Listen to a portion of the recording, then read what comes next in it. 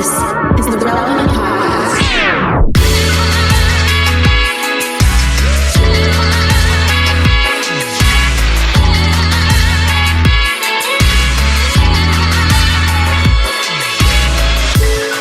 It's episode 1006, and it's the Relevant Podcast here in Orlando. We made it. I'm your host, Cameron Strang, and joining me from Loverland, Virginia, it's Jesse Carey.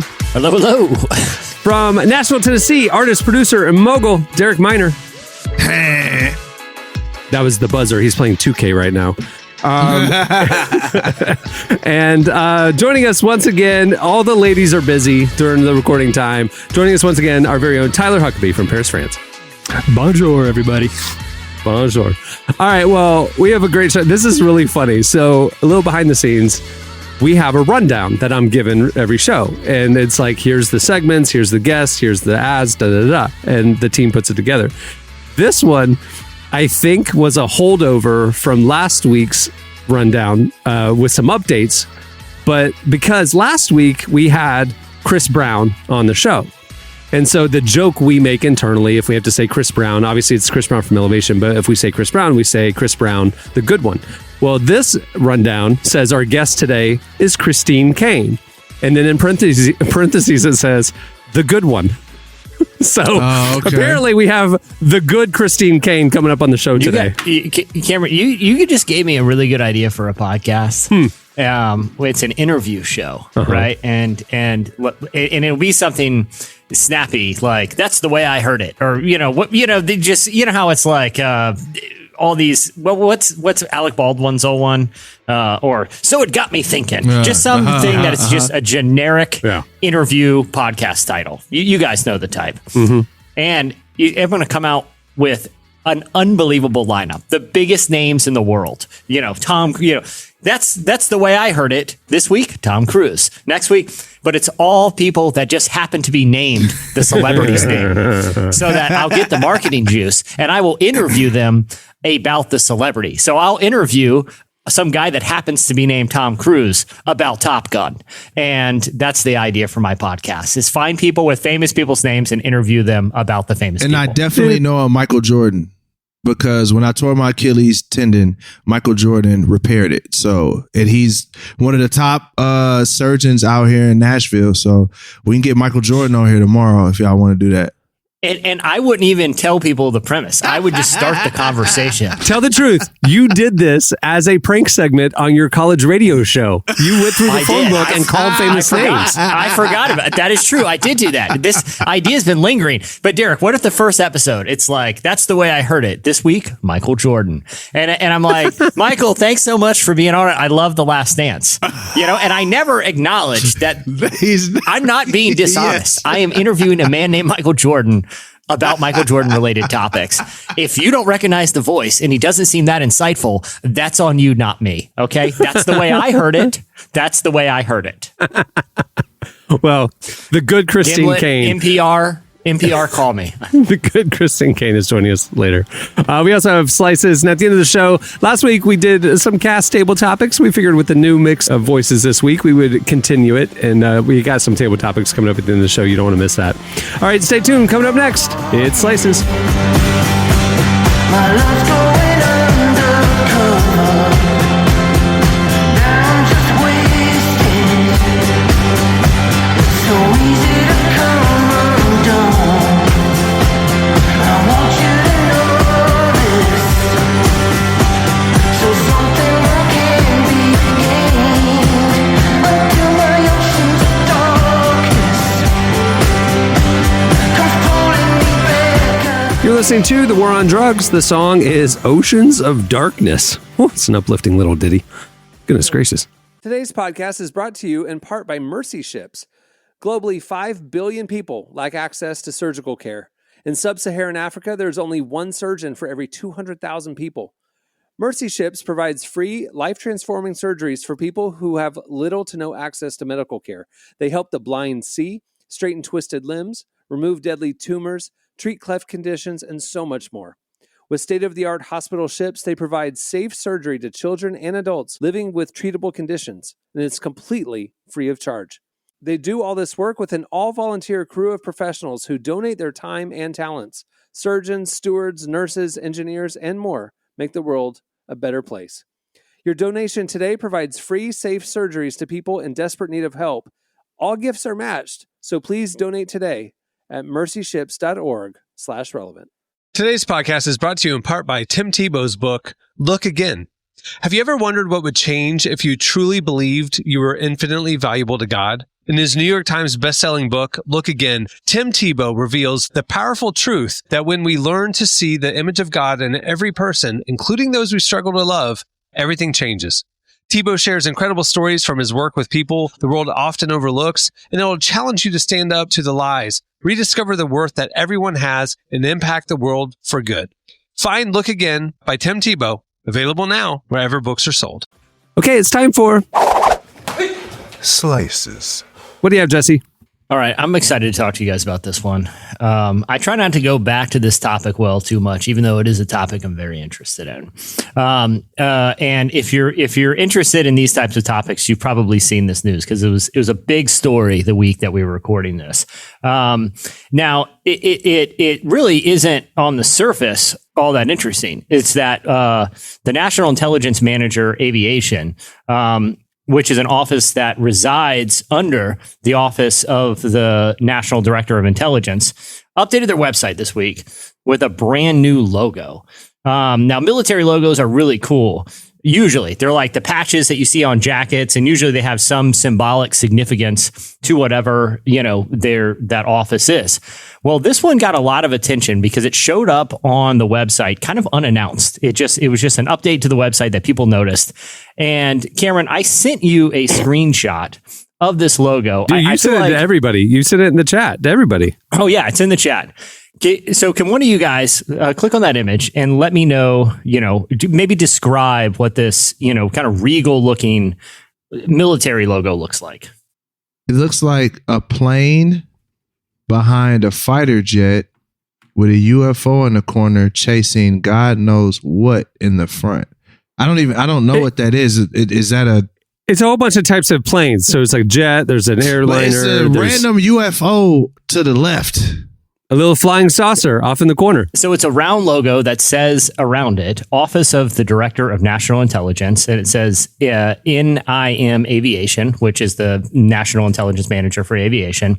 Around this circle, it appears to be a map of the Americas. But flying over it are various types of aircraft that each have a color designated with them. Now, interestingly, on intelligence sites, each one of those aircraft is actually identifiable as an enemy aircraft that the United States, that this office actively tracks. So some are drones, some are fighter jets, some are bombers. So these are actually aircraft, silhouettes of aircrafts that our adversaries use and that this office is in charge of protecting us from. Now, Derek, as you mentioned, in the corner is what is unmistakably a flying saucer right in the corner. It seems almost out of place.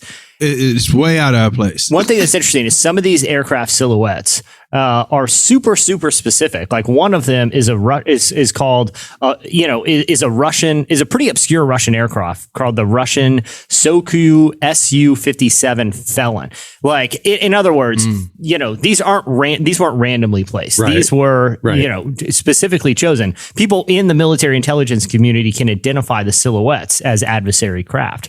Now, a lot of people kind of got spooked when they saw a flying saucer on this logo along with all our enemy's aircraft. And so a lot of military sites started posting stories and trying to figure out what was going on. It was determined, there was people looking at like the JPEG images, like the actual file names, and it said like final version 6. It doesn't appear that this was hacked or this was, an accidental work. Now, so all these websites, kind of like the Drive and other sites that look into this type of thing, started posting stories about it. Well, we went back to the website later that day, and the UFO was gone from the logo. Cowards. So this office, once people started talking about it, remove the logo. And when asked for a comment, they only would say that it was erroneously posted and it was not the official logo. But that was after they already posted it and the file name said it was the final version. Guys, this is a small little hint. that something, that some agency knows something, but this is unmistakably a flying saucer on a sweet military Without logo. a doubt. Without a doubt. No question. It's not even close. So that's your entire slice, is that the government is covering up flying saucers? Oh, no story there. I'm just wondering. I didn't know if this was like the precursor to then this happens. No, I'm just saying it's because they later removed it after people started talking about it. So like the most benign version of this I could think of is that this is like an anticipatory logo. Like someday, maybe next year, maybe 10 years from now, maybe 50 years from now, this will be part of the Armada, and we just don't want to redesign the logo. Things are busy. We don't have a lot of time. Designers are expensive. We got a little cash surplus right now. That's my only issue with that, Tyler, though. That mug is literally like everything is right down the center, and the UFO is sideways to the left. That's true. So I'm not even mad. Like a lot of times it's like conspiracy, but it's like they didn't put a wind trail behind it or nothing. They just put that mug sideways at the bottom left, almost like they didn't want you to catch it, or somebody was playing a joke, or So like I don't know. I'm just saying, but it's not hidden. It's not like an Easter egg. It's plastered right This there. is true. It's huge. This It's is unmistakable. true. This is true. But Cameron, I like your theory, or maybe this is Tyler's theory, that the government is suddenly interested in saving money to the degree that they will preemptively create aviation logos with UFOs on them, Future logos, just in case we discover them, and they don't have to like re-email the designer and ask for the vector. How many times have we on this podcast, this all man podcast, been like, oh, we can't talk about that because we don't know what the future is going to let by the time this comes out in a few days, the situation might have changed, so let's not do that. We do that all the time on this. Why wouldn't they do be doing the same thing at the highest levels of the government? or it's just recession-proof graphic design. Because how many times have you had something designed and you was like, man, now I got to go pay the graphic designer, some more money to make an edit. They're like, nah, give me all the How edits much could it up front. possibly be to have the graphic designer later put on a tiny listen, UFO? Bro, whoever designed this got paid like $200,000. Like it's like something crazy, like ridiculous, like it doesn't even make any sense. Like $200,000, and it's like the guy probably went on Fiverr and just it just got it done for $50. Like it does look like a Fiverr artwork too. I think it would also be, it's important to remember that the people who are in the military are huge nerds, and I mean that respectfully. I don't mean that in a bad way, but they are. And so I think if a designer came through, like, it'd be super sweet on this flag is if we put a alien spacecraft on there. And you're right, Tyler. You know how jokey totally. the Office of National Intelligence is. They just seem to be a real gas, have a real sense of humor. It's not a joke. It's not a joke. This isn't a joke situation. This is a awesome. And also, you're kind of playing, you might be playing a little bit of international defense on this one too, kind of being like, well, they don't know, they don't know. Putin doesn't know whether or not we got a UFO hiding underneath Area 51 right now. We put it on the flag. Maybe he thinks twice before. Maybe we just slap it on the logo. Maybe we force him into surrendering by plastering a cartoon UFO on an obscure military logo. Great theory, Tyler. None of these add up. None of these add up. There's obviously a major cover up happening. Major cover up. All right. What do you have, Tyler? Okay, so how many of you guys are on board watching the Disney Plus Star Wars situations? Yeah, like we've got the new one just came out, the Andor one, which is getting good reviews. I have not dug into it yet, but I'm hearing good things about it. You got the Mandalorian, obviously. You got the Boba Fett stuff, and then movies. I don't really know where we're at right now, but are we various levels of caught up on any of these? Yeah, because my kid, like we watch them all. Like I have, like you, I haven't seen the new one, but the Mandalorian was fantastic and Boba Fett was good. So like, yeah, we're in. We like this new era of what they're doing. It seems like there's a lot, to be honest with you, but there's too much. I agree with that. I can't. I as somebody who like them, I can't keep up with them all. That's what I'm saying. Like, it's kind of like, I guess if I hear that it's amazing, I'll catch up. But like, I'm not on the first day like I used to be, when Mandalorian it's not appointment viewing or anything. No, definitely anymore. Derek, I feel like you and your boys were on the Disney Plus lane with MCU and Star Wars stuff.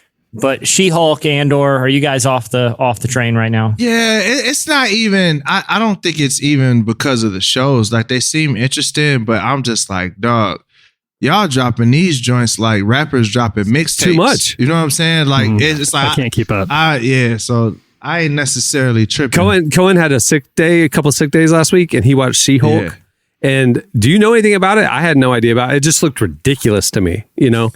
I'm enjoying it just fine. Like it's kind of it's like a sitcom. It's like what if Marvel did New Girl? Exactly. Kind of in my mind. And I like that for what it is. But to me, like the whole thing of like what I don't like about the superhero stuff is you have to suspend reality.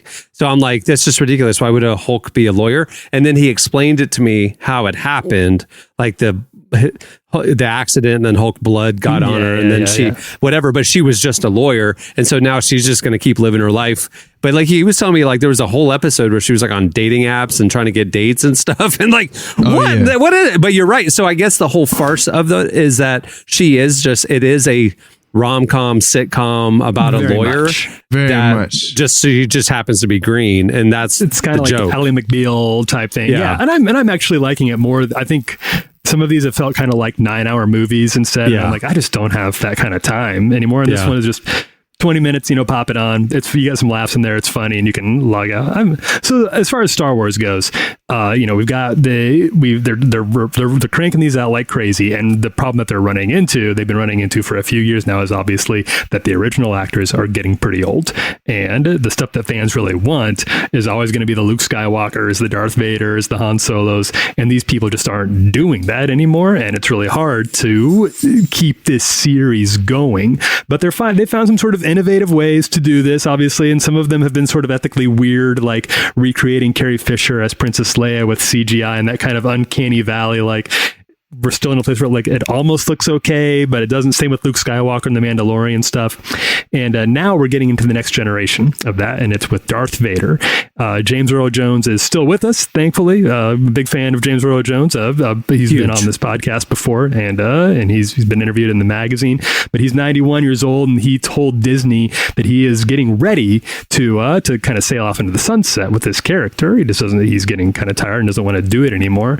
So Disney found an AI program. This is a company in Ukraine who has put together an AI program that is able to recreate, using snippets of past shows, his voice, and that will be Darth Vader from now on. They're not going to rehire an actor. You know what that AI is called? James Earl Tones. James Earl Tones. And you have different tones. The technology isn't specifically only working on James Earl Jones voices, just FYI. No, the way I heard it is it's a whole AI company that has worked on simulating different tones of James Earl Jones' voice, and that's why they call themselves James Earl Tones. And it had an IPO. It was like a $6 billion IPO. It's unbelievable. People are throwing lots of cash with this thing. James Earl Tones. So they played it for James Earl Jones. He was really happy with it. He liked how it sounded. He said it sounded good. So for the time being, and anything can change in the future, but for the time being, there are no plans to recast the voice of Darth Vader in the future for future projects. It will just be this AI program using past Darth Vader sounds to create the dialogue that they need. I'm glad, because it's like there's nothing worse than modern Kermit the Frog doesn't sound like Kermit the Frog. Like they've got some guy trying to sound like Jim Henson. So it's like, I'm down. Like if it's an iconic voice, an iconic character, and they can fully recreate it, go for it. Here's my fear. My fear is that people are going to do this without consent, and like deep fakes. That's my fear. It's not, I mean, shout out to Disney. I'm surely the OG, you know what I'm saying, made sure he got his so you're money. not talking about in real life. You're talking about like other franchises cashing in on the names, image, and likenesses of people who have passed away or are no longer associated. So, Disney did it right, obviously, with James Earl, but then it's like it's like that AI rapper guy. It was based off of a person's real voice. Yeah. Guy makes no money off of the situation. This is about to create all types of legal problems for creatives. So I like, for me, I'm like, man, it's dope. We get to have the real, James Earl Jones texture of his actual voice. But then I'm like, man, what kind of problems is this going to create 10 years from now? Like, I mean, on a different lane, it's like what we were talking about last month with the bioethics stuff and like how technology is progressing quicker than ethicists can keep up. Yep. And so, we're talking about, can we do it? Not should we do it? Yep. That's interesting. Or doing it with clear parameters of right and wrong. This is how we can use this technology, but not that. Yeah, nobody's talking about that. They're just talking about Darth Vader. Right. Well, didn't the filmmaker run into this? I can't remember the name of the film, but it was a recent Anthony Bourdain documentary where they provided voice narration. Roadrunner. Roadrunner. And I could be butchering some of the details on this. They simulated his voice to provide narration of things he never said. Yep. Wow. They were using a similar technology. I believe it was things that he had written gotcha. but had not said. So he had wrote these things down. Then they used an AI program so that he would say it, which is kind of like, maybe that's okay. It gets into that kind of weird, like, where's the line in here? I don't like it. Again, you're hearing his voice, read things that he may have dictated or written in a book or whatever. But again, he never consented to have his, Right. because even things like inflection mean so much in the spoken word versus, now I will say this, we at James Earl Tones, I forgot to tell you guys, I'm a heavy investor in this enterprise. We nailed the inflection. We got Disney lining up for a new Lion King for James Earl Tones. They're doing Field of Dreams 2, Electric Boogaloo. Yep. And again, we forced our way in. We contracted it for James Earl Tones. We were a little short-sighted because we're just hoping for James Earl Jones remakes. We've sunk a lot into this technology, but we really went in on James Earl Jones franchises for James Earl Tones. So a little short-sighted, but we're not concerned about the ethics. That's really interesting, though. That's interesting. I didn't when I saw his post about this, like I didn't think about the ethical dilemma that Derek brought up, like exploitation, honestly, down the road. Yeah. And that's what's hard about this is, of course, Disney is ethical as far as that goes and something like this. And in this case, James Earl said it's okay. And I believe Carrie Fisher's estate also signed off when they used her likeness in Rogue One. Is that what it was? Yeah, in Rogue One. But every step that we take down this road is bringing us closer to a future where that's just not going to be a possibility, and it's going to get into the hands of people who aren't interested in getting consent from the people that they're using AI to recreate. And someday Derek could wake up and hear a song that he did not record, but that is using his voice to rap things that you'd have not and would not say. And what are we going to do when we start getting into that stuff? Well, and then the crazy part about it as well, what'll happen is the people will be so accustomed to, because this is a useful thing. Like, no one wants to hear a different Darth Vader voice. So the people probably won't understand the ethics behind why people are complaining. Very similar to how artists, when they first start complaining about the streaming numbers, being like, yo, where's the money? Pretty much, so now what'll happen is the narrative will be these artists are being greedy, or it'll be like Marvin Gaye, like that's why I don't blame Marvin Gaye's estate for suing everybody they feel rips them off, because that's his estate. That's his intellectual property. So, my tone, how I say things, my delivery, all of that, that's my intellectual property. Like, I've spent years developing that. So if someone was to rip that off, it's not a simple thing, but most people don't understand what it's like to live off of your intellectual But even property. aside from that, I mean, Amazon, we talked about this a couple months ago. Amazon brought custom voices to Alexa. So literally your dead grandmother could be your Alexa voice, or you could interact with your dead grandma.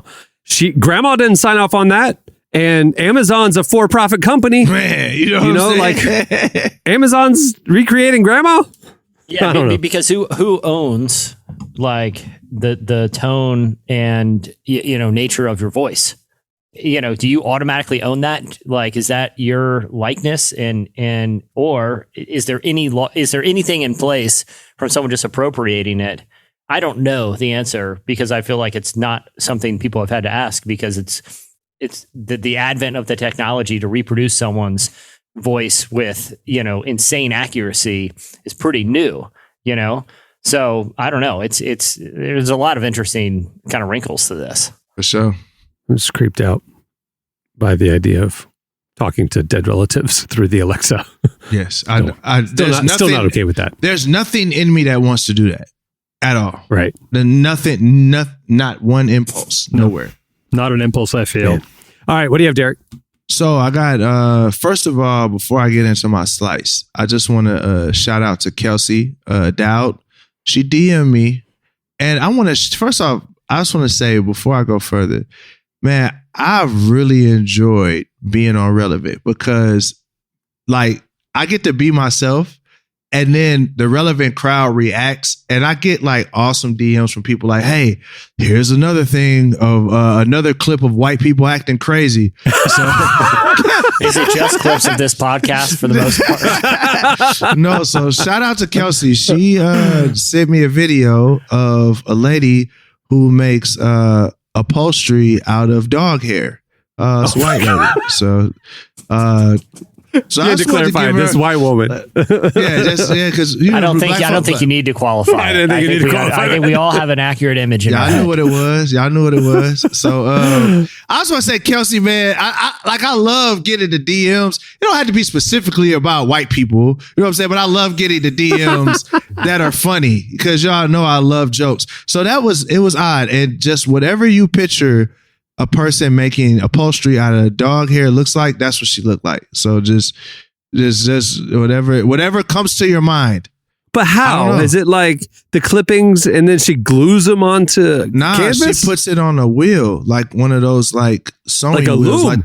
like Rapunzel. Like the Rapunzel loom. Yeah, so they put She it on there. literally turns it into thread. She turns dog hair into... It's a thread, and she makes mittens and all types of things. So some people send their dead dog's hair, and she'll take it and make it into like a sweater. I got no issue with this. so I mean, I don't know what kind of animals, some of these fur, some of this fabrics are made out of. Why not dog? Hey, People look, pet dogs. Listen, people make, they make mink coats, and I'm sure, I don't know how PETA feels about this, but hey, and she says, oh yeah, actually, I do know how PETA feels about it. They hate it, but she says the only way to get good hair from a dog has to be a well-kept, loved dog. That's how you get the best hair from the dog from your garment. So, right. You don't want some mangy upholstery. Exactly. So that's that. So that's not even my slice. I'm just saying, listen. I don't want some junkyard dog.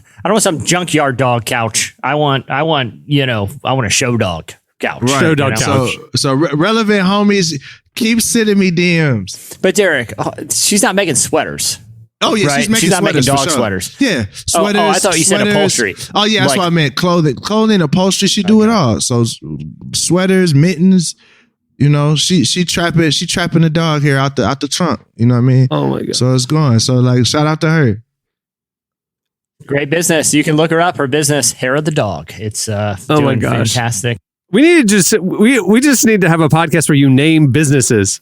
I know. I should be like I should be the fifth shark in the Shark Tank, and I don't have any investment, but I will for a You'll portion of your rebrand every company, business. I will give you a better name.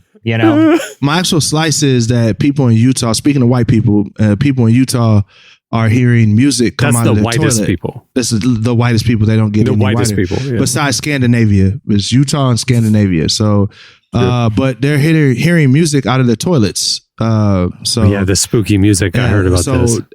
Just can y'all imagine? Just I mean, I don't know about y'all, but one of the most peaceful places, especially being a father, is just sitting on the toilet. Just sitting on, because nobody can actually bother you. Like, no one's permitted to disturb you, and they don't want to. They don't want to. So if you just, Lock on the door. they don't Yeah, want yeah. to. They're like, man, whatever is happening in there, I want no parts of that. So it's great. So can you imagine sitting on the toilet and then you hear the Stranger Things clock in the toilet while you Coming out of the toilet. So what ended up happening here? Like I saw the headline that there's spooky music coming out of toilets in Salt Lake City. What was it? So apparently Salt Lake City is actually a very good rational explanation for this. You're not going to get sucked into the upside down from your butt through the toilet. It's actually a robot that goes through the sewer pipes in Utah and it looks for blockages. So why it plays creepy music, I have zero clue why they do that. So hold on. There's a robot that is crawling under the sewers of Yes. major cities Yes. looking for clogs. Yes. Okay.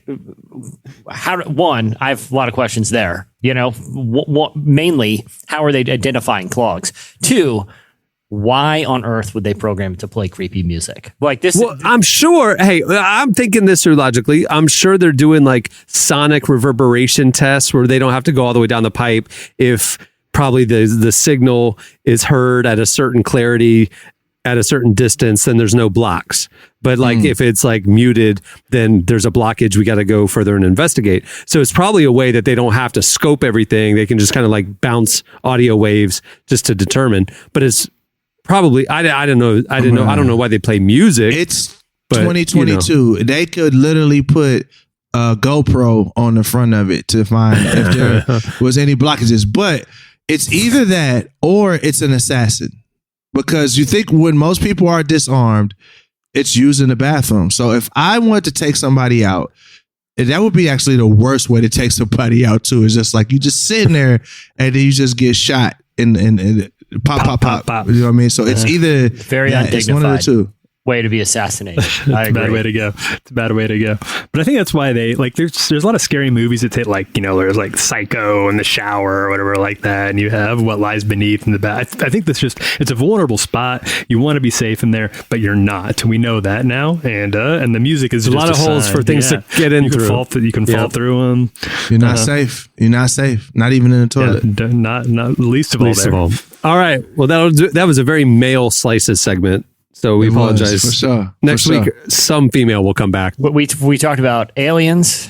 We talked about arguably the most masculine voice God has ever created with James Earl Jones. This is a fact. True. We talked about a sweet new business called James Earl Tones, and we talked about songs from the sewers. I agree.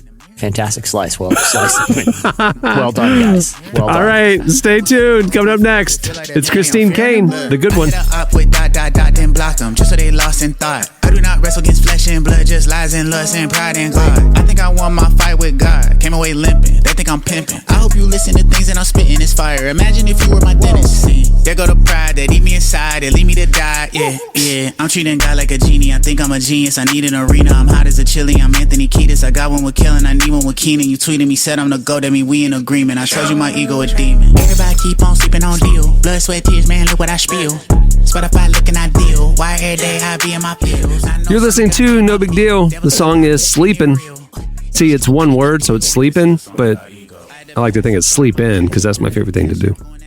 Today's podcast is brought to you in part by John Mark Comer's book, Garden City, a book that speaks to the tension we all feel between work, rest, and purpose. The New York Times best-selling author John Mark Comer takes us to the scriptures to identify what it really means to be human and flips the script on the idea that who you are matters, not what you do. He shows that God created us for meaningful work and meaningful rest. Both matter. This book helps you ask and answer the big questions. Does God care where I work? Is there a direction for my life? So you can discern God's heart for your calling, your rhythms, and the way His Spirit wants to shape every part of your life. If you're longing for purpose and a more grounded way to live, check out the new hardcover edition of Garden City wherever books are sold. Well, today's show is brought to you in part by the new book, God, the Science, the Evidence. We talk a lot about faith, but how often do we talk about science in the same breath? You might be surprised to discover just how deeply the two actually agree. For centuries, science has been used to dismiss the idea of God, but today an intellectual revolution is underway. Modern discoveries in physics, cosmology, and biology are consistently revealing the same truth: creation isn't an accident. That profound reversal is what engineers Michel-Yves Bolloré and Olivier Bonassi investigate in their international bestseller, God, the Science, the Evidence. This book is a rigorous, evidence-based critique of materialism, inviting you to explore over a dozen scientific, philosophical, and historical domains. It shows that what was once seemed impossible, that science could point to a creator, is now supported by a vast and convergent body of evidence. With over 400,000 copies sold in Europe, this book is sparking a global debate. It's thoughtful, fascinating, and a powerful reminder that reason itself affirms the existence of God. Learn more and find out where you can purchase your copy today by visiting godthesciencetheevidence.com. Today's podcast is brought to you in part by Erwin McManus's book, The Barbarian Way. Some books don't just inspire you, they confront you. The Barbarian Way, now celebrating its 20th anniversary, is one of those books. If you felt the pull of God towards something deeper and wilder than the safe, predictable version of faith that we settle for, McManus reminds us that following Jesus was never meant to be tame. It's meant to awaken courage, passion, and purpose God placed inside us. He draws from the wild stories of Abel, Noah, Moses, Rahab, and others to remind us that following God wasn't meant to be tame. Safe faith isn't working. Step into the story God is writing for you. Choose passion, choose boldness, choose The Barbarian Way. Available now, wherever books are sold. Where our guest today is none other than one of my heroes in the faith, Christine Caine. She's a global faith leader and a friend of Relevant. She sat down with our very own downtown Emily Brown to discuss why the next generation needs to build up resiliency, how hope transforms life, so much more.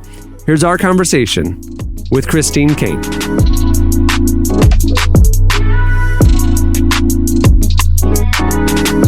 Also really excited to talk about your devotional that's come out and just this idea of resiliency, which is really important. And I feel like it's not talked about enough. So I'm glad that it is being talked about. So I guess maybe let's start with, how did this message get laid on your heart? We are living in such turbulent times. There's no doubt about it. And of course, we're in the middle of the pandemic and I can't travel overseas like I normally travel. I still did a lot within America, but outside of the country, I didn't. So I had a lot more time. And my friend, who is this avid hiker, starts taking me on all these hikes on these mountains around Southern California. And I just realized when I went out on my first one, I thought I was always fit because I work out all the time, but it was so different climbing a mountain. Like you need different muscles, you need different strength, different endurance. And it was really during a whole lot of those climbs that I started to think that the reason I was able to do it and climb, all of the mountains in Southern California is because I did have a base level of strength and fitness that I had accumulated over decades. And so I had this capacity to kind of, even if it was hard or I tripped over or something happened, I could bounce back up and have that sort of resiliency. And I started to think about a lot of what is happening in the world. And I thought, the scripture says that you will have need of endurance to fulfill the will of God. And I was thinking a lot really about the next generation, your generation. And I thought, what are some of the differences? Why am I still here at 56? Why am I still, by the grace of God, loving Jesus, serving Jesus, passionate about the mission of God, passionate about the purposes of God? Yet I've experienced life, I've experienced adversity, I've experienced loss. I've lived through the same pandemic as everyone else. I've lived through the same political instability, the whole racial division, the whole, economic challenges and moral challenges and social challenges. But why, by the grace of God, am I able to keep moving forward and continue to stay in faith? And I thought, I think the key is that I developed resiliency over my life.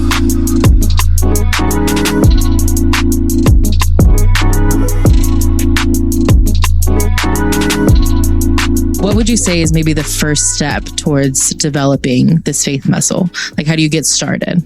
Yeah, I think that the starting is, you've got to be in the Word. Because faith comes by hearing, Romans says, and hearing the Word of God. So, for me to stay in faith with all that we do, rescuing the victims of human trafficking around the world and, doing what I do with Propel and speaking, I have got to be in the Word. And so I'm always either listening to it, and thank God we live in the 21st century. So there's 100 Bible apps that you can download. Even if you don't like read, have someone read it to you, it's awesome. But get the Word, that Word puts iron in your blood, in your spiritual blood. It's like it strengthens you. For me, it's just so important. This morning I got up, came downstairs really, really early. I'm opening the book of Nehemiah and it's like man, I can feel myself getting stronger. And I always think it's important right at the start of the day that you let God talk to you before the world talks to you. So it's really important to get in the Word before the world starts telling you who you're not. Let God start telling you who you are, reminding you who you are in Him, what you have in Him, that we are in Christ Jesus, that we are seated together with Him in heavenly places, that we have access to every spiritual blessing that's ours in Christ Jesus. And you go, come on, I'm going to charge that hill with a water pistol. It's like you're reminded, because the minute you get online, you start comparing, you start competing, you start feeling like a loser. You thought you were doing okay, and then you're scrolling through someone else's feed and you're like, I'm just a loser, nothing, and the enemy will come and start lying to, who do you think you are? You can't really do this. He'll remind you of all the sins you've committed and, all the reasons you should be disqualified. And you spend your whole day full of shame and condemnation and feeling like you can't do anything. So this place to start is let God tell you who you are. Let God remind you who you are.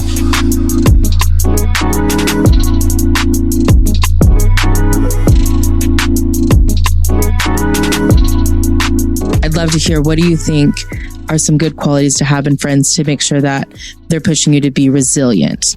Yeah, totally. And I think that's really important. And we've got to be open to the fact that, friendships have seasons, and, someone that may have been great in one season may not be a friend to resiliency in your next season. And your friends, I think one really important virtue and value in a friend is someone that has the capacity to grow and to allow you to grow, and to keep becoming the person that God has created you to become. I think people that want to keep you stuck in a previous season, and like the you that that I want you back there, they're not going to help you develop resiliency, because they might help you develop codependency, but not resiliency. And I think a friend is just, no one's perfect. All of us make mistakes. All of us mess up. But I think it's someone that's willing to stand with you, to encourage you. They've got to be committed to their own journey with Jesus as well. You know what I mean? So when they're committed,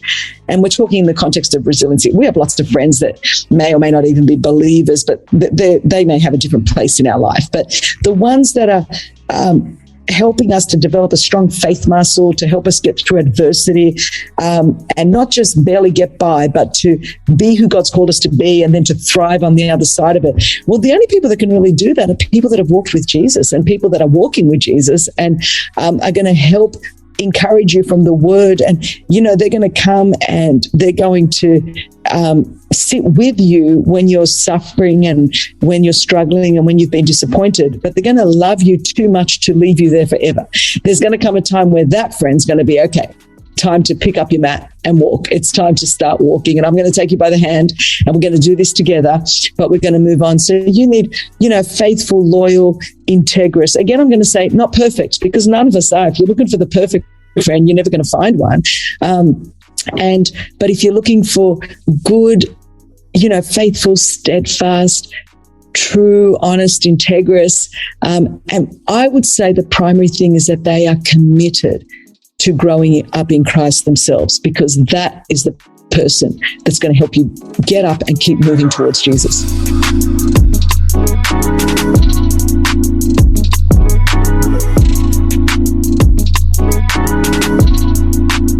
That was Christine Caine. Make sure to check out her new book, Resilient Hope. It's available for pre-order now and will be on sale next week. All right, stay tuned. Up next is some table topics. Will it be? How late is your creed?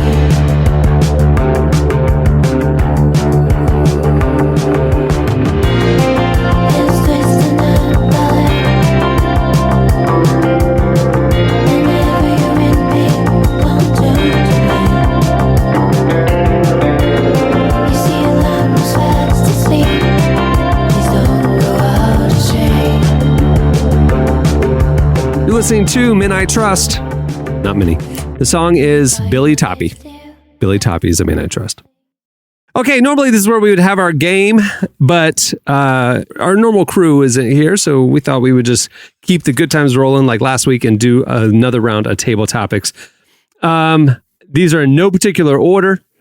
I'm just grabbing them off the top of the stack, so some of these might be duds. Forgive me. Here we go. All right, first question. When have you thought you were just being paranoid and found out you weren't? I told this story not that long ago. I had a time in high school when we had another friend group that we were in kind of a TP war with, TPing each other's front yards. And so me and my friends got wind that they were coming. And so we like stayed out all night. You know, we were going to ambush them. And 2 a.m, they never showed. So we go back in my house and we were just watching TV in the family room, but we have all these woods behind my house with big windows. And at 2 a.m, we see a flashlight in the backyard. And so we go running out there thinking these are the TPers. They're going to TP the backyard. That's next level. Turned out to be a robber that was actually trying to break into the house. So we were not being paranoid. We turned out that we saved my family's home at that point. We chased him into the woods. And did you have what happened? Did he escape? He got arrested. The next day. And the cops yelled at us because there's 80 acres of woods behind my house. Yeah. And so the cops got in there and they yelled at us. They're like, listen, he could have been armed. He could have don't chase somebody who's trying to break into your house. We're like, we thought they were TPers. We thought they were our friends. We didn't, Anyway, so I guess it was the opposite of being paranoid and then being proven right. We weren't paranoid. Did the exact opposite anything that a rational person would do, which is run towards someone who's looking to, someone who's literally attempting to burglarize your home in the middle of the night. You're just going to embrace them. Yeah. Can you imagine 2 a.m, you're by yourself. You're about to break into a house that's completely dark and a bunch of 2 a.m. with your little flashlight and 20 high school guys come pouring out of the house. Because we thought it was our friends, we went around it. It was like some of us went around the front, some of us went around the garage. We trapped this dude. And I can't imagine he's peeing his pants as he's running away, but that's what was scary because he could have turned around and just out. Then we have a whole different story. But to be fair, for this particular home invasion that was subverted, that is a terrifying thing to see 20 teenagers. I don't care if you are the bad guy. It's like, he's still telling the story. I was just looking for the china cabinet or whatever. Maybe we scared him straight, Like, I'm never breaking into a house again. You never know what's going to come running out. No, that dude is in jail frustrated. He's like, man, I was about to rob this big old mansion, bro. 20 people came out. I'm running. I'm running. I'm going. They had something in their hand. I don't know what it was. All I know is I was running. Man, I found out, man, it wasn't we had super soakers. We had super soakers. He thought you were armed. Totally. He thought you were in the light. In the light, he thought you were like coming out kitted up with like this. That's true. I didn't think about that. 15 children with rocket launchers and machine guns. For some reason, they're obsessed with toilet paper. I mean, they had a tremendous amount of toilet paper. It's true. We did. All right. You guys, anytime you were paranoid and turned out to be proved right? I got nothing. You heard it? Nothing that I want to talk about. I don't know, man. I'm not really a paranoid guy. I default to it. Yeah, me too. Fine. Me too. I should be more concerned about things. I would say this. For a long time, I was paranoid that we put too many eggs in one actor's basket when we started James Earl Tones. But, look at this. The new Star Wars came and fears alleviated. Oh, man. Okay, another question. Oh, what pushes your buttons? Derek, I know you got some. Oh, I got a lot of them. Let's see. What pushes my buttons? I have road rage for sure. Like I really, really, really struggle with people not putting their blinker on and getting over. Like I'm like, dog, it's right there. And so in Tennessee, I'm literally angry all the time. Like there's never a time that I'm not angry. Let's see what else pushes my buttons. You know what pushes my buttons? Christian music pushes my buttons. Okay. Let's hear it. Let's let it rip. Unleash it. Christian music pushes my buttons. Let's get it out of the way. We're clearing the lane for you, Derek. For a lot of reasons. And you know what? We're moving out to the wing. The lane is yours right now. Listen, you know what? On that note, I'm going to retreat. This could get ugly real quick. We'll just put it this way. If y'all don't stop making these songs about nothing and actually make some real songs, bro, we go be in trouble. Like I guess the thing. Well, here's the thing. This is my biggest thing with Christian music. I hate when Christian artists hop on a trend, and I hate the knockoff thing. Like that's the thing that I hate the most. If there's anything like in music or any type of art. I hate the knockoff things. I love watching people be inspired by someone taking something and making their own, but I hate this is what's hot. Let's create a clean version of it. Now I will say in recent years, you don't really see that as much, but that thing drove me nuts growing up. Derek, it's funny you mentioned, sure. songs that don't really mean anything in that space. There's an artist, I don't know, he's big on YouTube. His name Alex Melton. Do you guys know who that is? His like kind of shtick is he performs songs in different genres. He's a really great musician, but he can make, he'll make like an old pop song into like a country song, but nail it style wise. Everything about it sounds style. But he has done two that he's made. One was like a song from the old pop punk band Yellow Card. One was the song Iris by the Google Dolls, and he performed the songs in the vein of like United or, any of the big worship bands. I'm telling you, like, if you didn't know that someone vamping to, I don't want the world to see me, I don't think they would understand.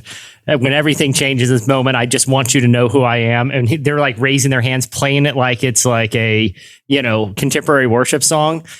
It nails it. And he's doing it ironically to point out how you could put a lot of songs to that style of music and it sounds very worshipful.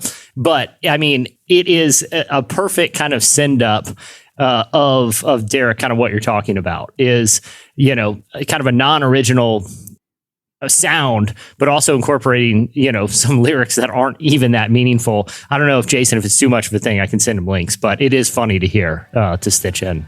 Yeah, we'll play it. Here it is.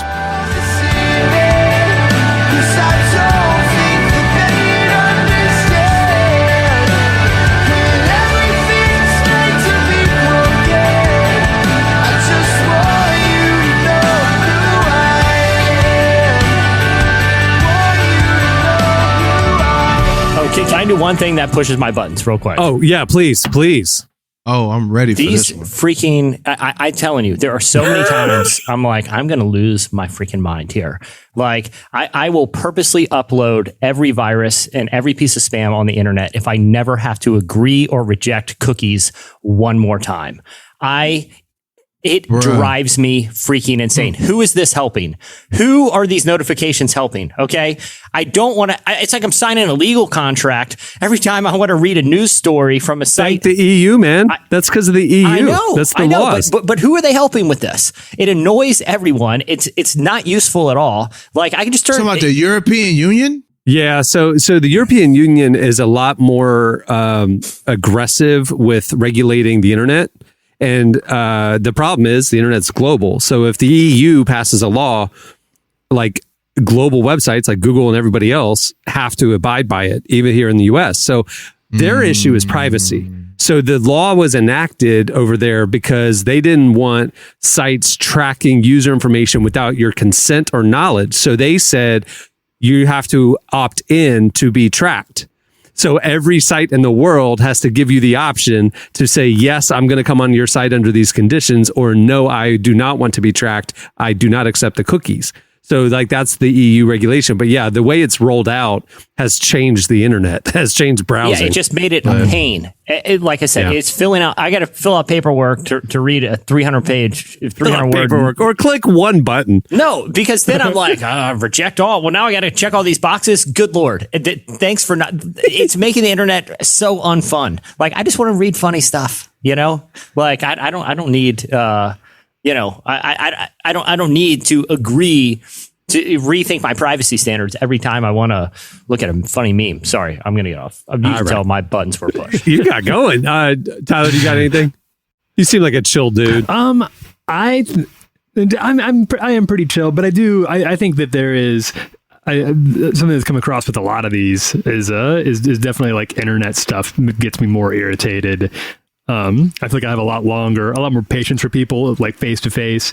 But if you like, obviously in the line of work that I do, that we all do, like if you're not going to read past the headline, or if you can't take a joke, take something seriously that's obviously intended as a joke, or vice versa in some cases, I'm I've been doing this for a long time, and I have not gotten any better at just accepting that that's the way people are on the internet. It is so frustrating to be like, your point is addressed in the first sentence. If you would just click through, we Tyler's spicy on the internet, y'all. If y'all don't follow Tyler, especially on Twitter, if you don't follow Tyler on Twitter, I get a little angry there. Tyler, I would read past the headlines if I didn't have to spend 15 minutes determining what kind of cookies this browser is going to accept.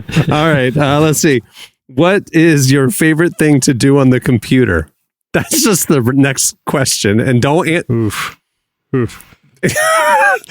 No. We're honorable. But guys mine here. is redeciding my standards for accepting internet cookies, and I do it. That's mostly what I do on the computer these days. What about you guys? Mine would be looking at sneakers. That would be my favorite thing. Or researching whatever random idea I have that night. You know, I'm going to go in a deep wormhole on pizza ovens. I'm going to go in a deep wormhole on aquariums. I mean, I'm always like thinking about, and then I'll just spend the evening deep diving that's pretty into much that thing. most of my internet activity is just going funny down hood videos. No lie. Funny videos, like bizarre human interactions, are my favorite videos. Tyler, you spend a lot of time online. Yeah, I think for me, I do. I'm on. But if I'm going to take a favorite thing to do, I think I've talked about this. One thing that I spot that I go to a lot is like reaction video, like watching people watch other funny videos, and like people who are good at that, whether it's like movie trailers or another funny video like a pratfall or something like that. That I can't explain it. I don't know why it is, but it's soothing sometimes to watch other people enjoy good stuff on the internet. I don't like watching negative reaction video. I don't like when people are like unhappy or that, but I do like when they're like moved by something or they think it's funny or whatever. I do think that's an interesting dynamic in TikTok where you can duo or duet or whatever. And so the people who all they do, they're not like doing commentary. They're not interacting with it. They're literally just sitting there watching it. And I'm watching you watch it. We're watching it together and you liked it. That's such an interesting dynamic. For some reason, I only like it when it's a really old person and they're just shocked at what they're seeing. Like they did not know technology had evolved to this level in their lifetime and they're just dumbfounded. If it's an old person, I'll watch the reaction videos. This is interesting. Which moment from your life would you choose to relive if you could? Like to enjoy the moment or to like go change it, I guess. I guess it's up. I would think like you're Ebenezer Scrooging it. You're watching it happen. You get to be there in the moment again. Yeah, probably that. Yeah. That's a good one. Because I've had a lot of cool moments. My freshman year of college, my grandfather and my uncle drove me down to school because my mom's car broke down. So my granddad, we hopped in this truck and he drove me down to college. I would definitely want to relive that again because my granddad was hilarious. That dude was hilarious and vulgar. So I just would love to just go back and just listen to him. You know what I mean? That's a good one. I think I would do some kind of something like I remember. I think one of the last times, and this was almost 10 years ago now, but I was in Lincoln, Nebraska, which is my home originally, and my grandfather happened to be over that day, and he was teaching me bird calls. He was teaching like how to do different bird calls for different types of birds that were out there. And at the time, he was a little ill. And then I ended up moving to Orlando just a few days later. And that ended up being the last time that I ever got to see him. Last time a few days later, I got a phone call that he had passed away. And if I had known that would be the last time that I'd get to be with him, I probably would have savored that a little more. That was a very special time. You guys have very sentimental ones. I was just thinking about this one time I was at Mongolian barbecue and I just had the perfect concoction that day. I ran it through the garden, all the sauces. I just remember that afternoon thinking, I nailed it. I don't think I'll ever be able to duplicate this Mongolian barbecue meal. You know, you guys know you're making your own there. And I just remember that afternoon thinking, I wish I had tracked. At least is your grandma there or something? At least is somebody there that you loved? Oh yeah, I forgot about that. It was the last moment I saw my great grandmother too. I'm glad you brought that up because I forgot she was there. She passed later that evening. Oh no! Relax! I wonder if it was the Mongolian barbecue that did it. Oh well, we can't change the past, but it was what a meal! What a meal! See, you guys are all family and stuff. I don't know if I'm just a bad person, but me, it would be 1995 Orlando Magic Game 7 against the Indiana Pacers, Eastern Conference Finals, and we won to go to the NBA Finals. Young team, Shaq and Penny. I remember being downtown that night, and just the city was on fire, so excited. Everybody's honking, everybody's cheering. It was just the energy. I've never been it was just so fun. You know, it was just like, it was probably the best moments of my life. That just came to mind. All right. Last question. What's the funniest thing your inner child wants?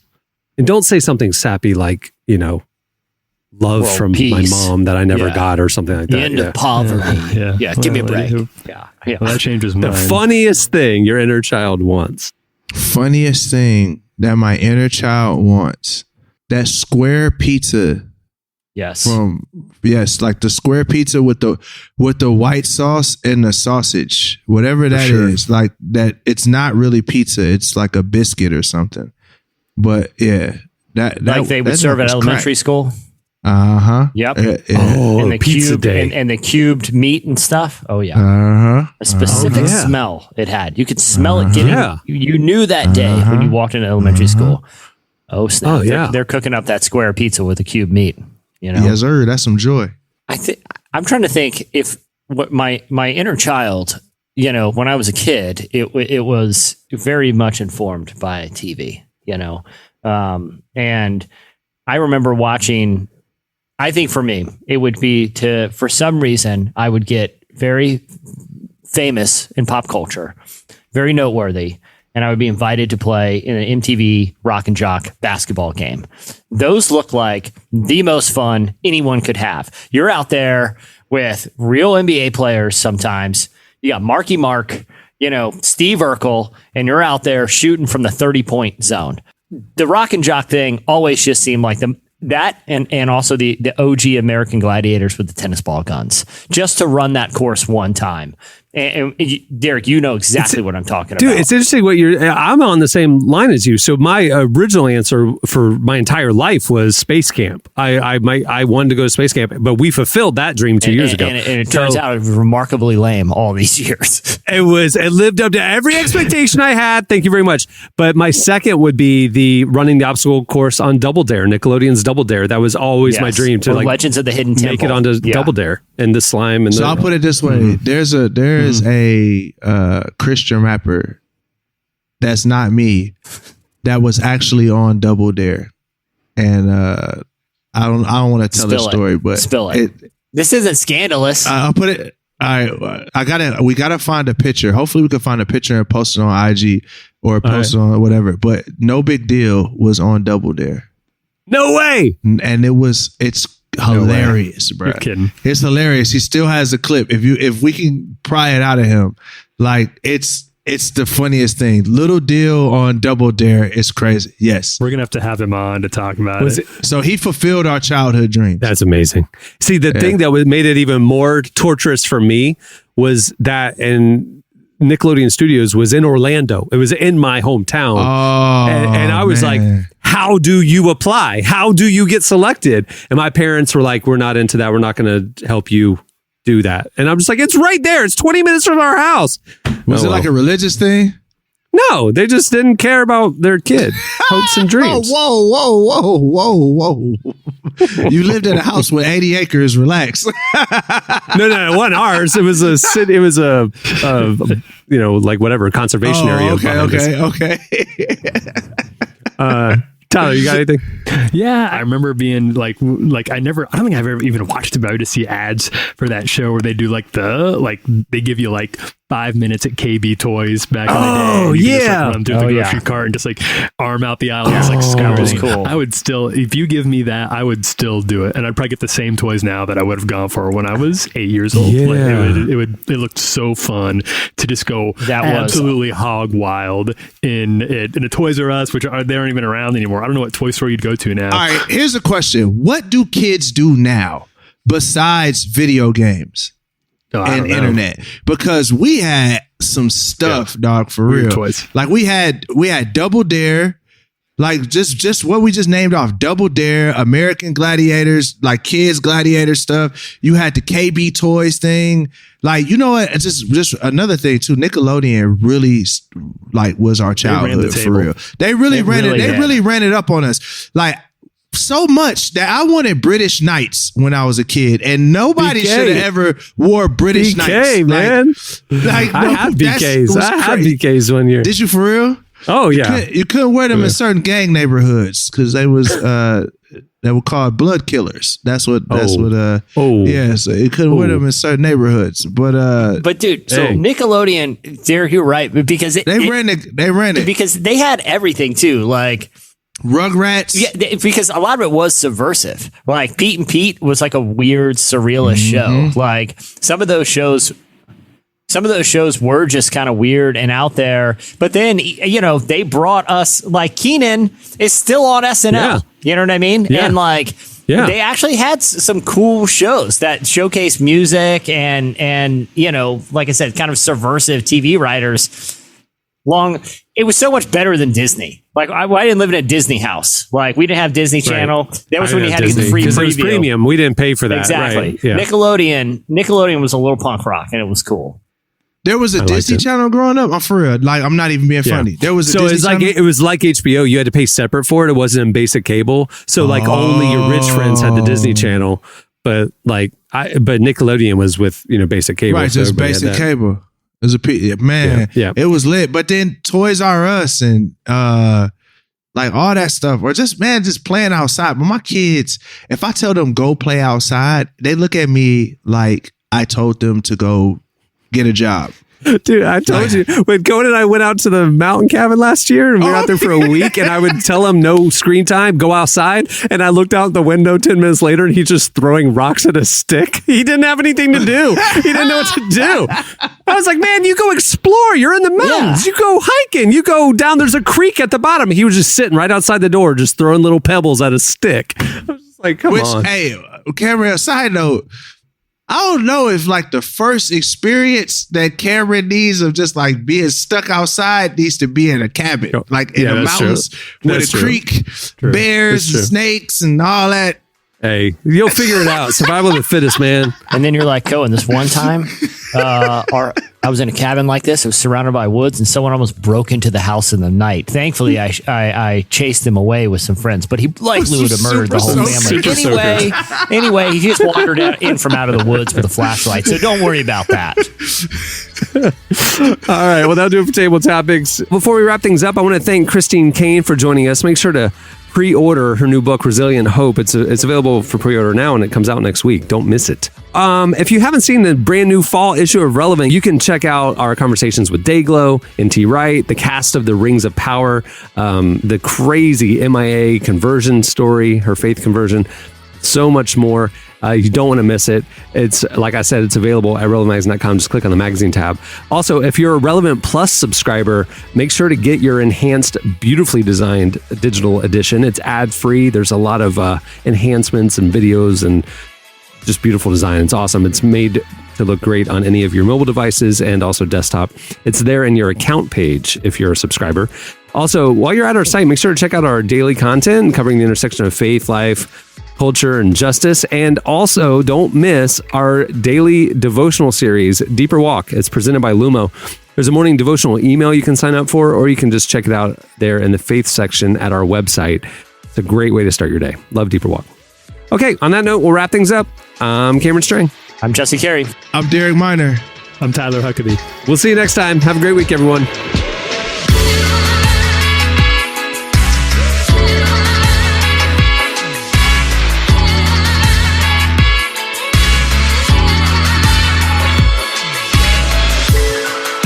Thanks for listening to the Relevant Podcast. Check out our features, interviews, and news updates every day at relevantmagazine.com. And make sure to follow Relevant on Facebook, Twitter, and Instagram for the latest. For more great podcasts, browse the shows on the Relevant Podcast Network, which you can find at our site. And while you're there, don't miss the all-new era of Relevant Magazine. A new issue releases every other month at relevantmagazine.com.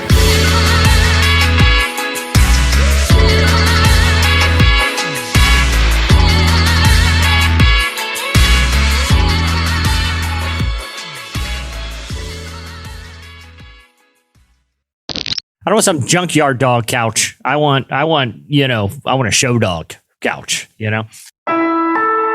Relevant Podcast Network.